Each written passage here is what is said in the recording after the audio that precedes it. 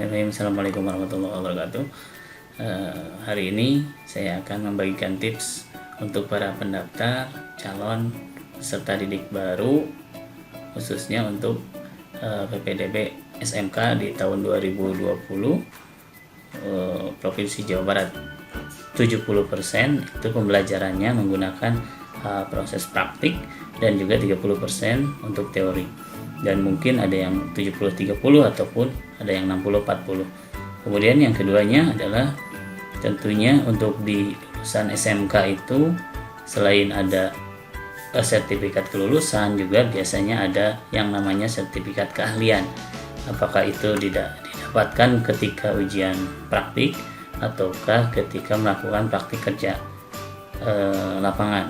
Kemudian yang ketiganya, karena SMK itu biasanya diarahkan untuk lulusan yang kompeten, untuk siswa yang memiliki kemampuan ataupun skill kompetensi yang baik, maka untuk peluang bekerja akan lebih banyak ya. Kemudian yang keempatnya, tentunya masa depannya sudah jelas, karena selain nanti bisa melanjutkan ke perguruan tinggi, bisa langsung bekerja dan juga bisa melanjutkan ke perguruan tinggi. Itu perbedaannya kenapa harus daftar di SMK gitu ya. Nah, walaupun ada juga yang lain-lainnya selain di situ, mungkin ada yang mempunyai di SMK itu ada ekstrakurikuler yang sangat banyak, kemudian ada seragam yang berbeda dibandingkan dengan siswa-siswa selain SMK gitu ya. Nah, kemudian untuk SMK itu lebih banyak pilihannya, antaranya ada yang namanya bidang keahliannya. Ada beberapa bidang keahlian, ada teknologi dan rekayasa, ada teknologi informasi dan komunikasi, bisnis manajemen, kemaritiman, ada kesehatan. Nah, di situ banyak sekali pilihan yang bisa kita lakukan ketika harus masuk ke SMK. Nah, untuk tips-tips tentang bagaimana mendaftar untuk PPDB SMK di tahun 2020 ini, yang pertama kita harus tahu dulu jalurnya. Untuk jalur pendaftaran ataupun PPDB tahun 2020 di sekarang ini adalah ada beberapa. Yang pertama ada afirmasi, ada perpindahan, ada prestasi, dan ada prestasi kejuaraan. Nah, untuk kelebihannya ketika di PPDB SMK ini tidak ada yang namanya zonasi. Jadi mau yang jauh juga bisa mendaftar ya. Mau yang lebih dari 1 km juga bisa mendaftar.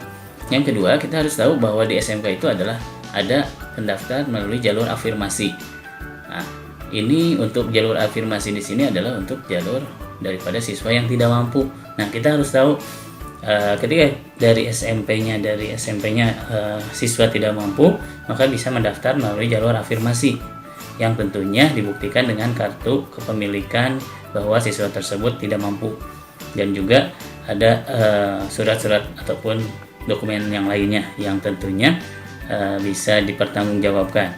Nah, keduanya ada alur perpindahan. Perpindahan ini tentunya untuk siswa yang memiliki atau yang mengikuti perpindahan orang tua.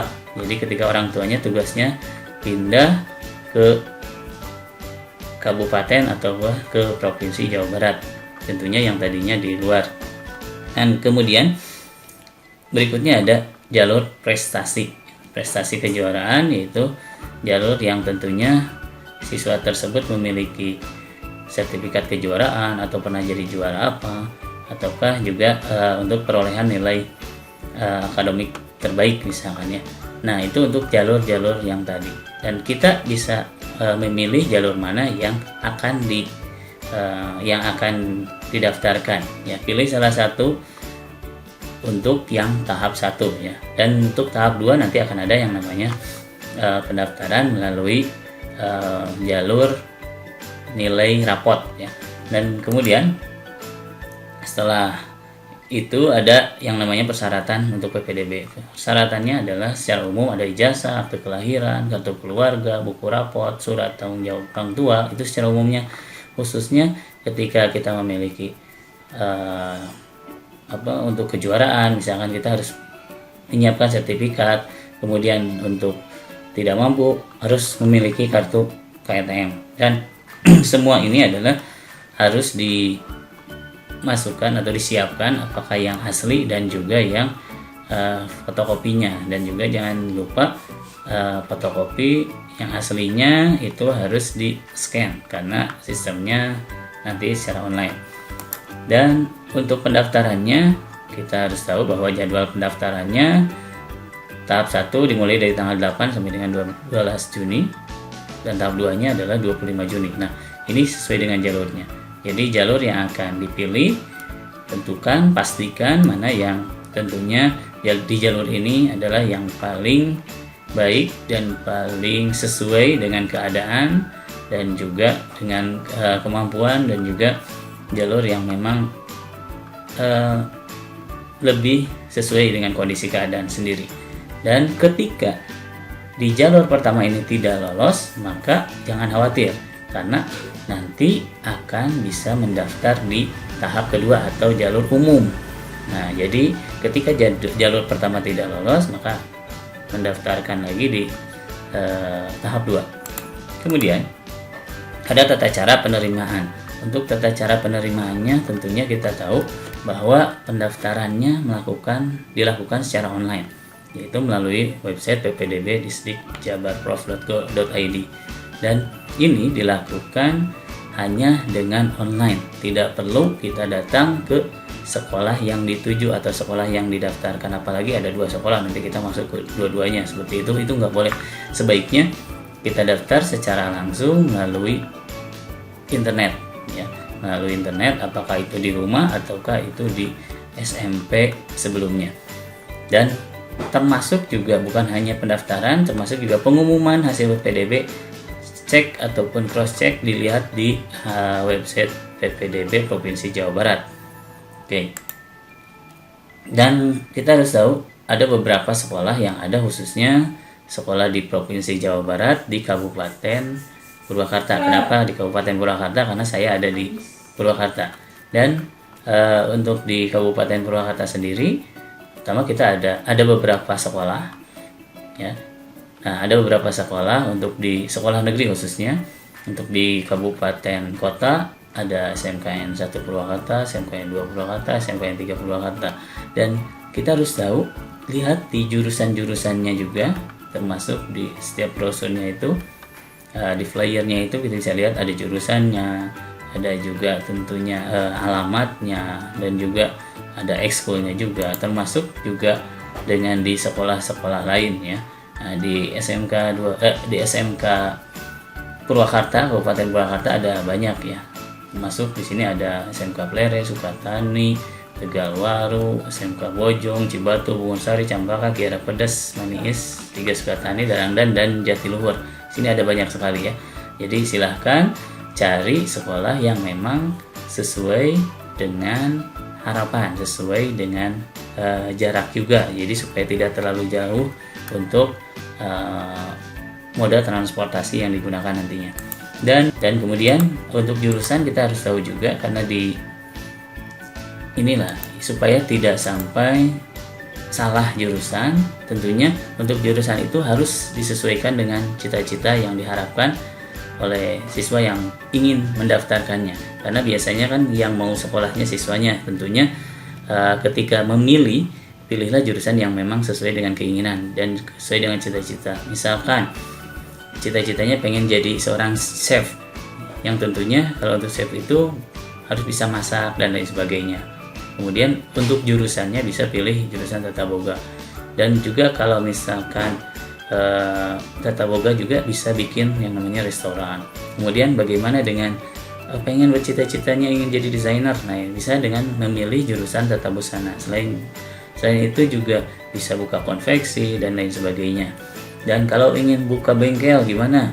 Bisa masuk ke jurusan teknik sepeda motor misalkan, ya. Ada yang ketika melihat jurusan itu ada yang meneruskan, misalkan meneruskan usaha keluarga, dukungan keluarga, atau memang ada salah satu atau anggota keluarga yang memang sebelumnya, ataukah kakak, saudara yang sebelumnya memang belajar di jurusan tersebut. Nah, kemudian yang terakhir adalah pilihlah jurusan sesuai dengan hati. Jadi bukan berdasarkan orang lain, tapi sesuai dengan hati. Kalau hatinya pengen ke situ, ya lebih baik tetap dengan jurusan yang sesuai dengan keinginan. Nah, kemudian untuk pendaftaran dilakukan secara online. Karena pendaftaran dilakukan secara online, maka tidak semua link yang bisa dituju, tapi sesuai dengan link yang ditentukan oleh Provinsi Jawa Barat. Karena di sini sudah ditentukan untuk linknya, dan mendaftarnya ada 2 cara. Untuk yang sekarang itu berbeda dengan yang tahun kemarin dan dengan tahun-tahun sebelumnya. Untuk tahun sekarang itu ada 2. Kalau tahun kemarin itu mendaftar itu didaftarkan oleh sekolah yang dituju. Kalau sekarang adalah mendaftar dengan sekolah sebelumnya ataukah dari SMP atau MTS sebelumnya, dan juga bisa dilakukan dengan mandiri ataukah mendaftar sendiri. Tentunya kalau untuk kita mau mendaftar sendiri, kita harus minta dulu akun yang sudah disiapkan oleh SMP atau MTS tersendiri. Dan jangan lupa setelah mendaftar dilakukan proses verifikasi, cross check data sudah sesuai belum data kita, sudah sesuai belum data daripada nilai-nilai yang terdapat yang dimasukkan di website tadi. Nah, itu dilakukan verifikasi dengan sekolah SMP atau MTS-nya. Ya. Kemudian jangan lupa terakhir adalah harus dicetak. Jadi kalau sudah mendaftar, pastikan sudah dicetak. Ya, sudah dicetak untuk pendaftarannya. Dan untuk pengumuman jangan percaya dengan orang-orang yang ngomong, kamu lulus, kamu nggak lulus. Nah, cek saja langsung, karena di zaman sekarang yang sudah serba teknologi, semuanya bisa di cross check, bisa dicek, dilihat di website yang dilakukan untuk pendaftaran tadi. Websitenya ppdb.distrikjabar.prov.go.id.